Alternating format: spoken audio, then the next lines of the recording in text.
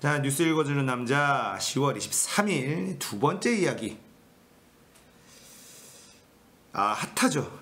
조회수가 유튜브 염천교에서 뉴스 읽어주는 남자 조회수를 담당하고 있는 황교익, 백종원.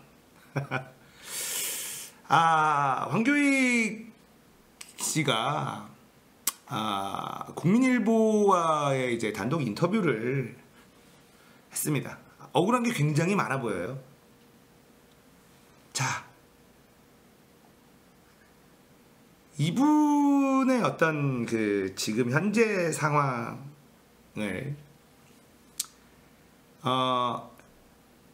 이분이 갖고 있는 지금 현재 이 사람은 이런 생각을 가지고 사는구나.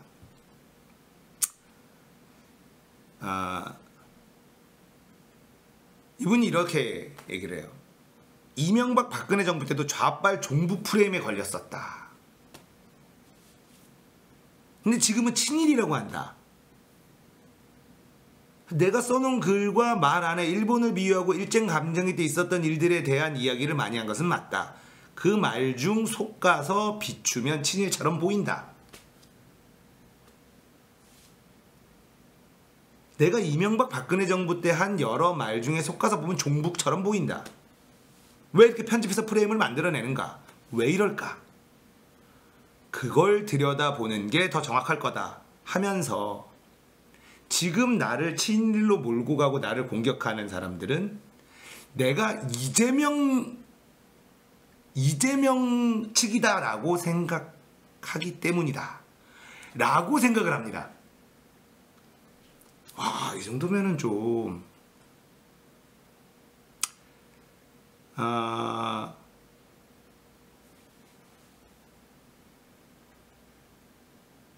지금 친일이라는 딱지를 붙이는 작업은 이재명 경기지사와 관련이 있다. 이재명 지사 지지 발언을 한 적도 없고 정치적 표현을 한 적도 없는데 이재명 편이라고 하기 시작을 했다. 그러니까 가만히 주위를 보니까 프레임을 짜서 갈라치기라는 게 보였다. 너 문재인 대통령 지지자 아니지? 이재명 편이지? 이런 거라는 거예요. 이 지사를 만난 적도 없고 대화를 나눈 적도 없는데 왜 이럴까 생각이 들었다. 왜 저런 짝지를 붙여서 나에게 계속 찐묻 신이 이러냐. 그럴 만한 그렇게 느끼는 근거가 있었느냐 라고 하니까 의도를 가진 움직임이 있다는 걸 추론할 수 있는 건 많다. 네이버 블로그나 페이스북을 하는데 갑자기 전혀 예견하지 못한 댓글들이 있다. 페북 댓글 공감이 아무리 봐도 20-30개 정도 좋아요 싫어요 정도고 원래 글에 대한 반응도 100, 200개 정도다. 근데 최근엔 갑자기 댓글에만 100개 넘는 반응들이 찍힌다. 페이스북으로 5년 전에 처음 있는 일이다.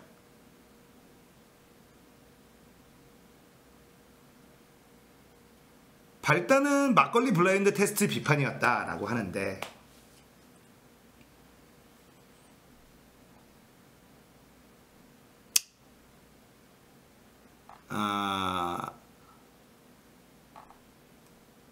자, 이렇게 해서 뭐 요런 지금 생각을 가지고 있어요.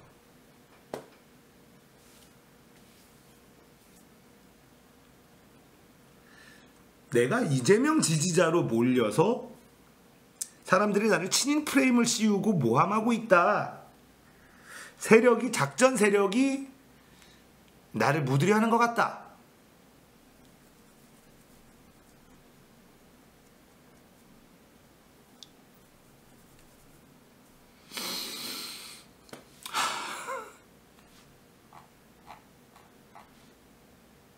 자, 그런데 문제는 말이죠. 백종원이 다시 등장을 합니다.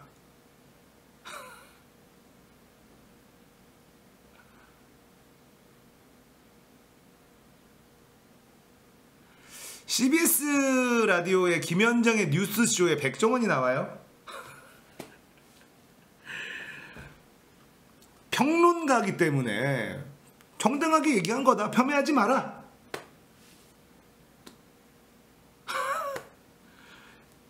그 사람의 일인 거니까 나는 그 사람하고 싸울 생각이 없다. 평론가는 뭐 이렇게 생각할 수도 있고 저렇게 생각할 수 있는 거 아니냐, 이런 인터뷰를 해서 게임이 끝나버렸어요.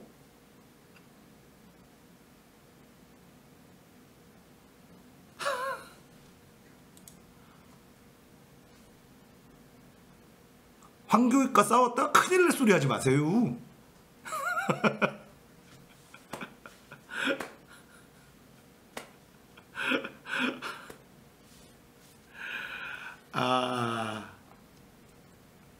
백종원은 항상 얘기하는 게, 저는 사업가지 요리사가 아니다. 연구가는 맞다. 연구는 많이 하니까 요리사는 아니다.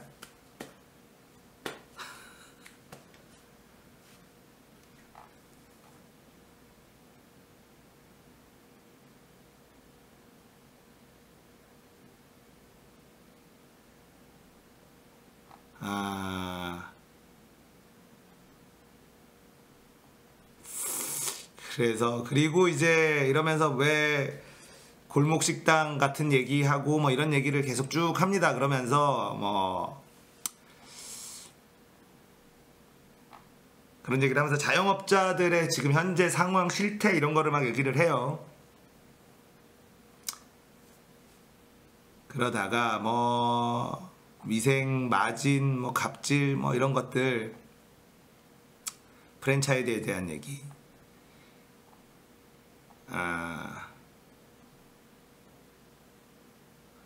그러면서 이제 이 김현정 씨가 이런 질문을 합니다. 백종원 씨를 조회를 하면 연관 검색어에 소유진 씨 말고 한 명이 더 등장한다. 아시냐? 백종원이 웃으면서, 알죠?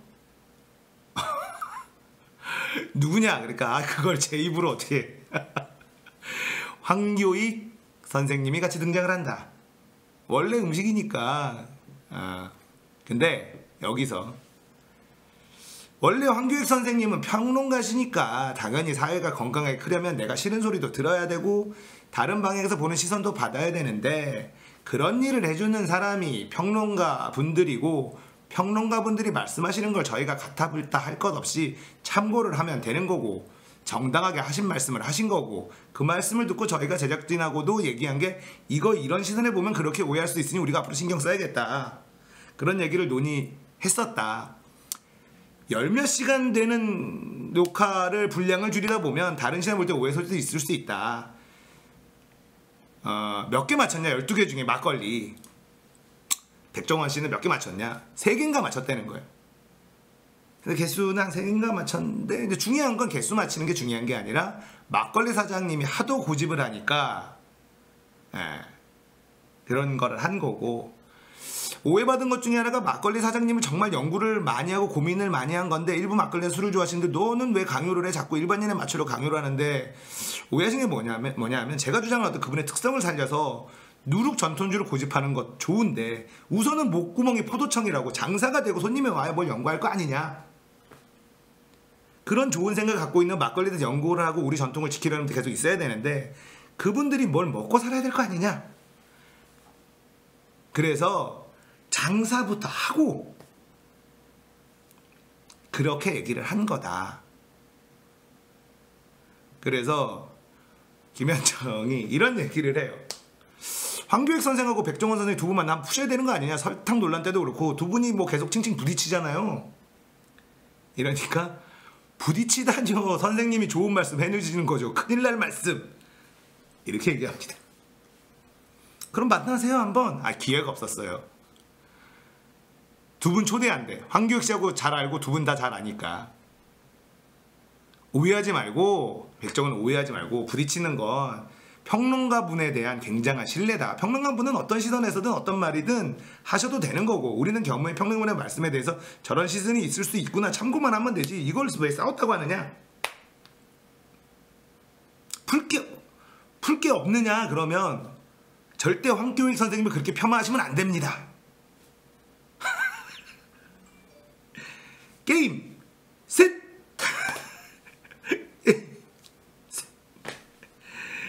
절대 싸웠다고 하면 큰일 난다.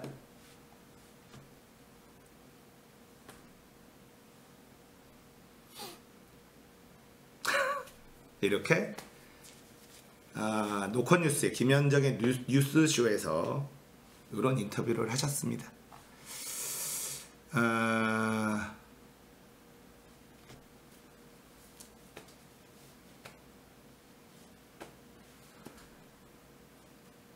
정치할 생각이 없다는 얘기도 했고, 그러면서 또 무슨 얘기를 이분이 또 최근에 했냐면 끼니당 8,000원 너무 비싸다.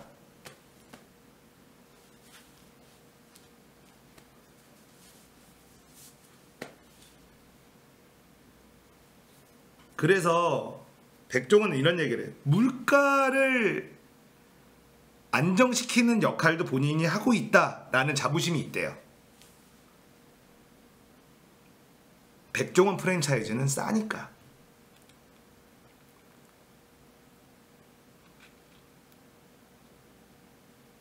인정할 수 있어요. 백종원 이번에 파스타집인가요? 뭐 하나 새로 런칭을 했는데 줄을 엄청 줄 서 있더라고.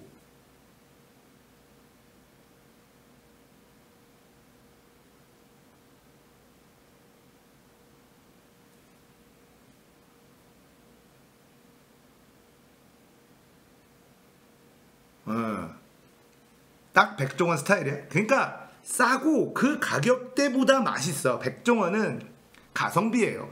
그 가격에 엄청 맛있는 걸 기대하면 그것도 양아치지.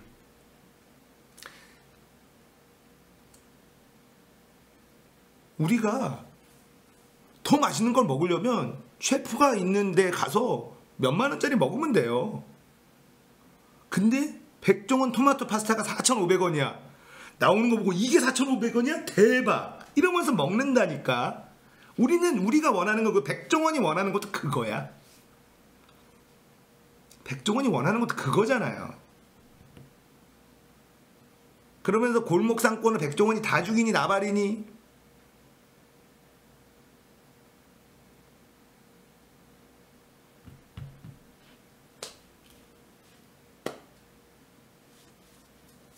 네. 그리고 이제 백종원이 얘기하는 거가 자기네는 그 더본 코리아는 인테리어를 건드리지 않는다. 네. 인테리어 바꿔라 뭐하라 이런 걸 안 한다.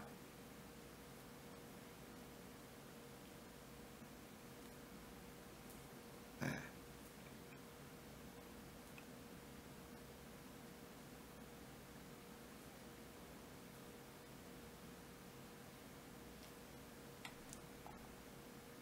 그래서 뭐 케이스마다 다르지만 그런 것들. 그러니까 어쨌든 이 백종원 프랜차이즈에서 점주들이 들고 일어난 적이 없잖아요.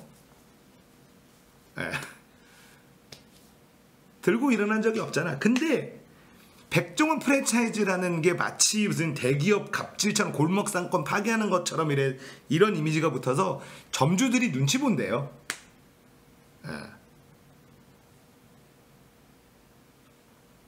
자, 우리가 뭐 백종원 프랜차이즈 중에 새마을 식당도 있고 홍콩 반점 뭐 이런 거 있고 많아요.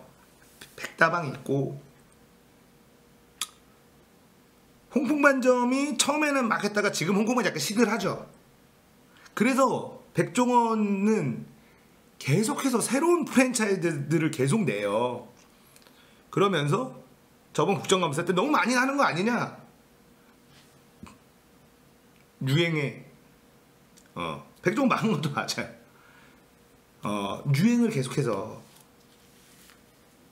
쫓아가야지 되고, 이게 브랜드라는 게 막 올라가다가 내리막이 있으면 다른 게 또 올라가고 해서 계속해서 이게 돌아가야 된다. 네.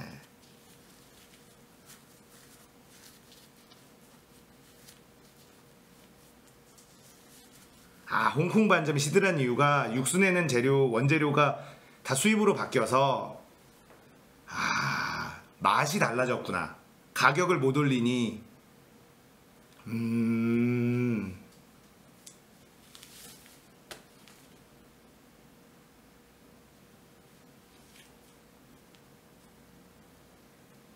홍콩반점 요즘에 좀 시들해요. 처음에 나왔을 때 그런 어떤 열풍 같은 게 불었었는데 와, 이 가격에. 요즘엔 약간 홍콩만 좀 별로던데 이런 게 있죠. 그런 뭐 저는 홍콩만 좀 먹어보지 않아서.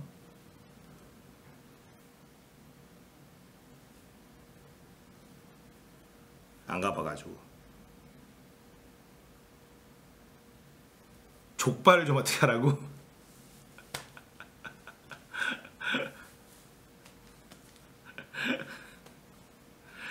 족발보쌈 너무 비싸지.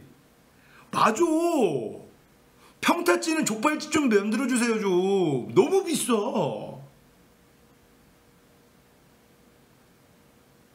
보쌈이 진짜 말도 안 돼. 보쌈 요만큼 줘.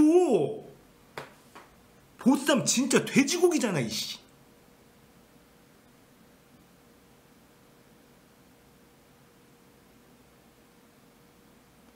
보쌈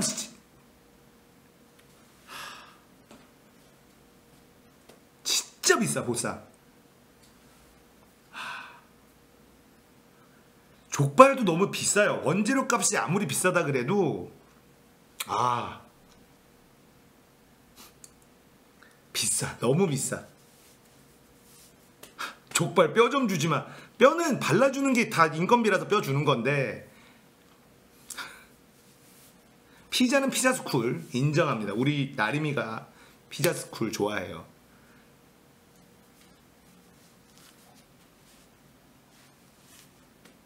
뼈를 발라서 고기 아래 깔아놓는다고? 그건 또 뭐냐면 뼈에 붙어있는 살을 좋아하는 사람들이 있어요. 뼈에 붙어있는 살을 좋아하는 사람들이 있어서 애매하긴 합니다.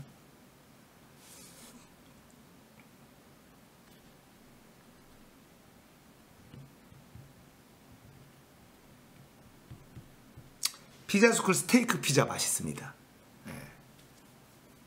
뼈 안 좀 사기친다고 생각한. 아무튼 백종원이 그리는 사업의 영역은, 백종원 씨가 그리는 사업의 영역은 명확하잖아요. 대단한 예술을 하는 게 하고 싶은 게 아니라 싸면서 안정적인 맛을 내는, 그러면서 회전율로 승부를 하는.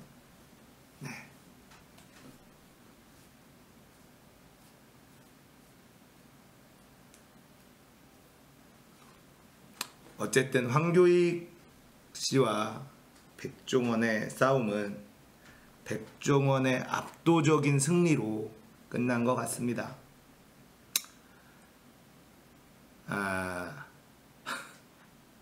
안타깝지만 황교익 선생의 이재명이 찐무태서 나를 공격하는 거다라고 생각하신다면 좀 더 본인을 성찰하는데 냉정한 시간을 좀 가졌으면 좋겠습니다. 네. 좀 더 본인을 냉정하게 성찰하는 시간을 가져야 된다. 저는 그렇게 생각을 해요. 아무튼 뉴스 읽어주는 남자의 조회수를 담당하고 있는 황교익, 백종원 최근에 있었던 이야기 다뤄봤습니다.